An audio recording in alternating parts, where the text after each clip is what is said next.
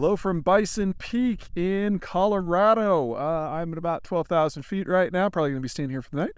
Anyway, by the time you get this message, everything should be pretty official. It looks like the Swedes are going to be joining NATO. At the Vilnius summit, the Turks, after making a couple outlandish demands that basically indicated that they were looking for a bribe, apparently behind the scenes got the bribe that they were after and have given a preliminary approval. Now, this is not done until it's done. You still have to have the Turkish parliament sign off on ratification, and after that, there is one more obstacle with the Hungarian parliament. Hungarian Prime Minister Viktor Orban has basically been acting as a advanced force for the Russians in NATO and the EU, so there are some complications could arise, but the heavy lifting has been done, and now it's just to require a little bit of light arm twisting to probably make it happen. I have no idea what the bribe is that the Turks demanded and received, but everyone seems pretty copacetic. Things like this happen in Europe all the time. Anyway, so on to the strategic issue. First and foremost, Sweden is the most capable country to join NATO since its formation back in the 1950s, 1952, I believe. You had your initial batch of Atlantic countries, which included, say, Britain and the Netherlands and Canada and the United States. Obviously, those were very capable countries. And then in 1955, West Germany was admitted almost as a subject state. The Germans were not allowed or issued opinions on strategic issues, and so they basically just served as a bulwark within the Allied system until we had reunification in the 1990s. And since then, the countries that have joined, whether it's during the 70s and the 80s with countries like Greece or Spain or Portugal, or in the post-Cold War era such as Latvia or Romania or Poland, they have definitely fallen into the category of what they like to call security consumers.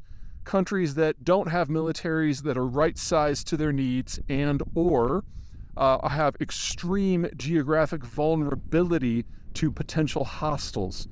Sweden is the first country of note that does not match that pattern. Sweden has been a major industrial military power over a half a millennia, and the reason we don't think of Sweden as a major player is because for the last 300 years it's been neutral. In a conflict called the Great Northern War 3 centuries ago, Sweden was the preeminent military power of the entirety of Europe and almost ended up ruling it all. And it took a coalition of everybody else, including the Russians and the people that we now think of as the Germans, to break Swedish power in Northern Europe. Since then, they have enforced a degree of neutrality on themselves, literally going back centuries. But they are not a normal neutral country. They are armed to the freaking teeth. They are a maritime power, but unlike the United States that has maritime interests in every ocean basin, theirs is entirely focused on the Baltic Sea. They have arguably the best amphibious military capability outside of the United States and the United Kingdom. And again, it's very, very focused on a very specific geography. And that means that with the Swedes within the NATO family, you get that sort of defense competence with a cooperation that is very, very focused on one thing and one thing only, and that is Russia. The Swedes have been quietly advocating for positions that'll box in the Russians and that will encourage independence and development in places like the Baltic republics ever since 1992. Now they're not doing it as a neutral. Now they're doing it a hand in glove.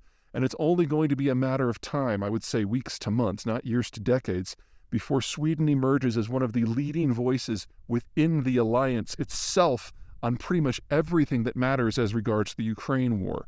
That means defense cooperation, that means military procurement, that means pushing for democracy in all of the fringe states, that means hemming in the Russians, that means taking a relatively forthright position vis-a-vis the Chinese. It is basically, you're looking from an American point of view, as if the best country in the world just joined the network. And unlike countries like, say, France or Turkey or even the United Kingdom that have their fingers in a lot of pots, and so there's always conflicting interests, in the Swedish military, every day you wake up, you prepare for one thing, the war with the Russians. And there is a war with the Russians right now. All right, that's it for me. Everyone take care.